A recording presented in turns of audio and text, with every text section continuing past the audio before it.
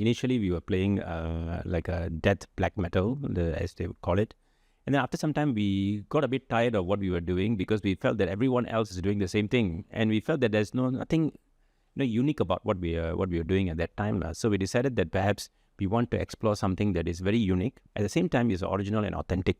So we felt that perhaps why not dig into our own cultural heritage.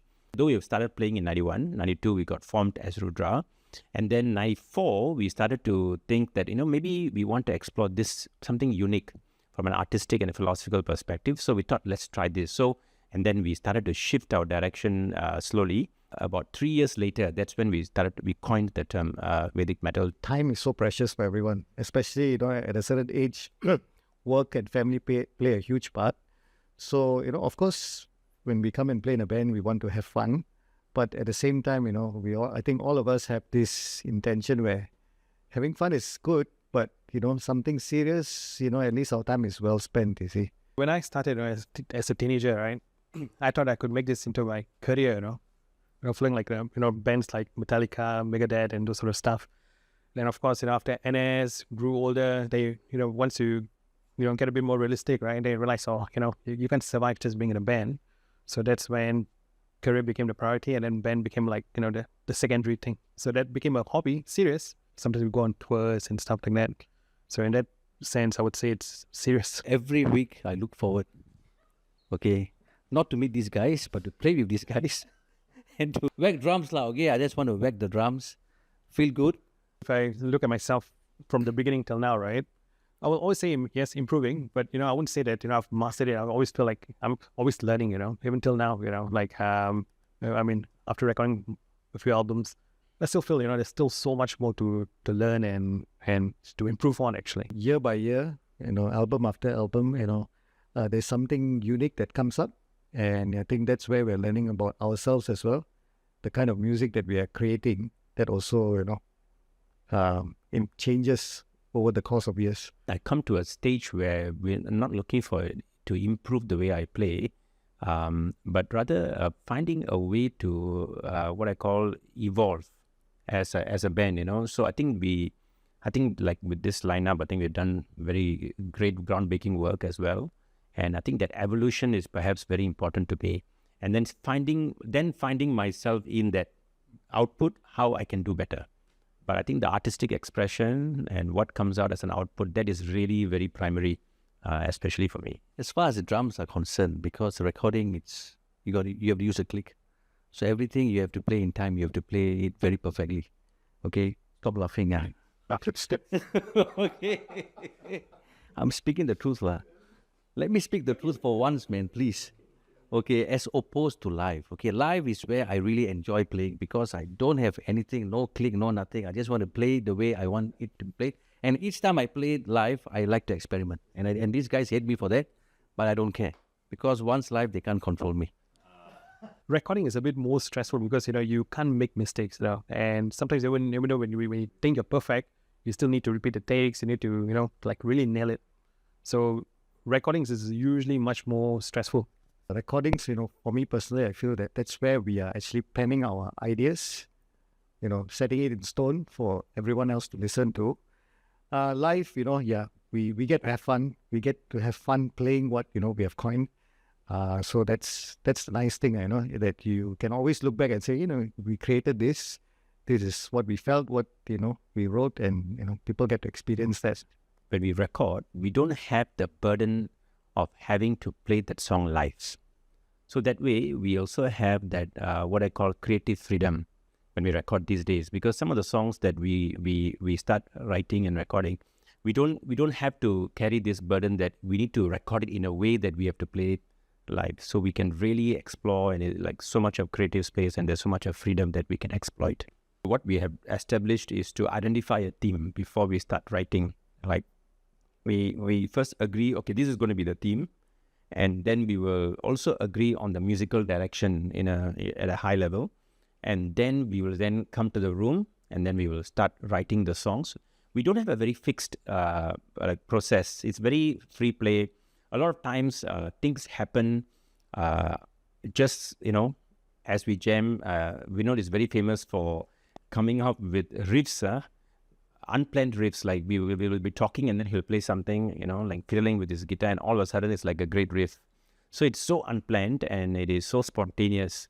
And then once initially the ideas are spontaneous, then we consciously shape the song the way that we want it to. We've not been like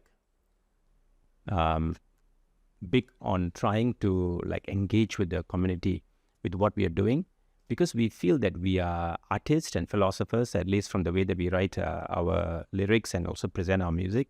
And we're not looking for, like consciously looking for support from the community locally, especially. And though our fan base is bigger outside of Singapore, and that too, I think our biggest fan base is actually in the US and Europe primarily, and India as well. And so you can see that we are not looking for that kind of resonance, in what we are doing, and looking for some kind of community support. Though I would say that the artistic community has been very supportive in Singapore, especially. And that's the reason why I think we have actually gotten out of that underground mold. We're not underground, though we are technically underground music, but we're not an underground band anymore.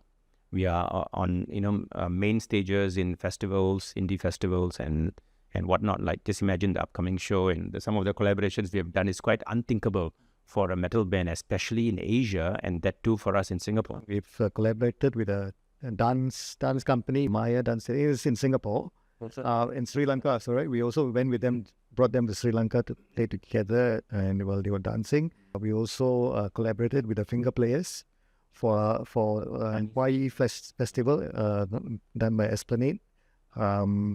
Then I think Carnatic musicians.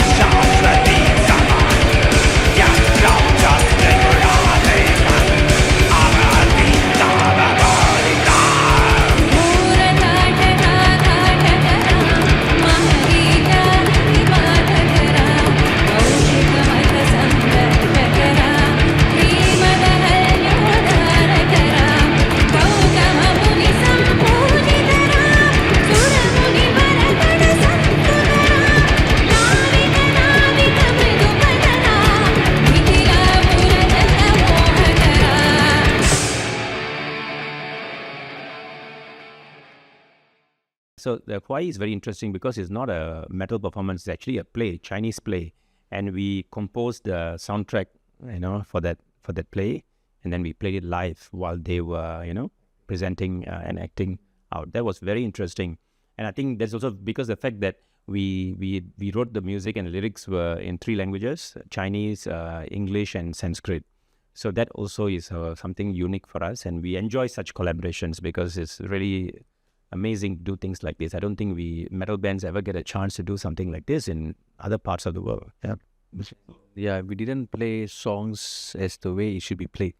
It's like, as what Kathir say, like it's actually soundtrack. It's like actually background music, Yeah, soundscape. So we should be very alert, So sometimes we need to take cue from where they stop, and then we need to know a bit of the Chinese language as well. So we need to, so we have our own cue, so we know when to go in, when to come in. And I think these guys were really doing a good job because they are the ones adjusting all different sounds, so they need to set the mood, the tone. I think for drums, it's one single sound. So not that bad for me, but I think these guys were doing a great job. 10 studio albums and 1 live album. The live album is from the 2021 performance. Yeah. That's with the 3 classical musicians, Carnatic classical musicians, right? We are planning to do something for our upcoming show, right? With the orchestra. I think the straightforward Vedic Metal, I think we have enough. Yeah.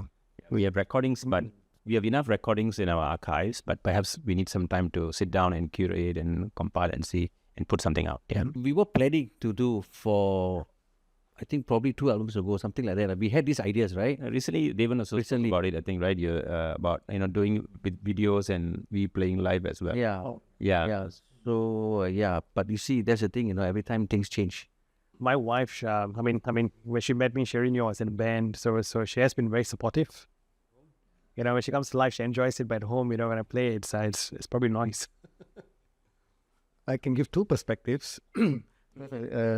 I actually left the band for a decade and then I came back. So one perspective is,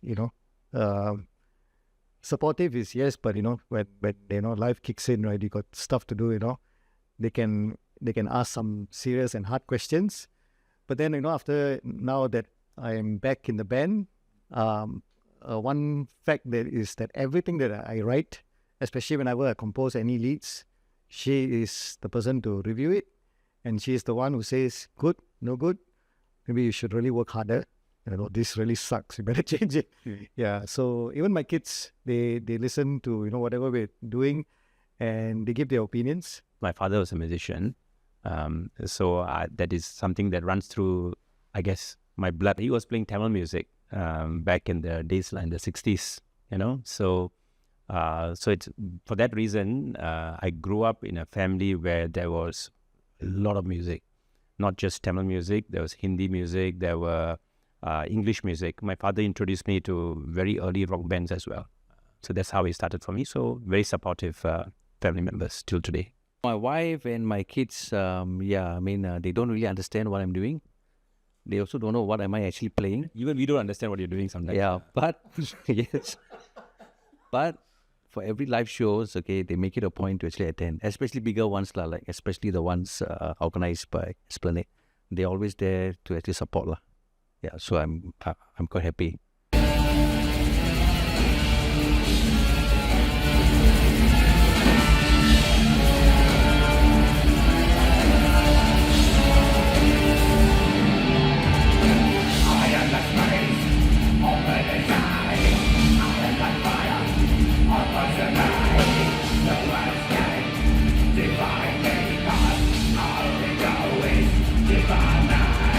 I don't consider it very difficult music. There's some passages that may be tricky. But some of it is, I guess, how would I describe it, whimsical. I think it takes a certain kind of openness for this kind of projects to work. And when it does, it's more meaningful because people from different backgrounds and they work in different musical contexts, and they meet in the middle of this. There's something very special about that.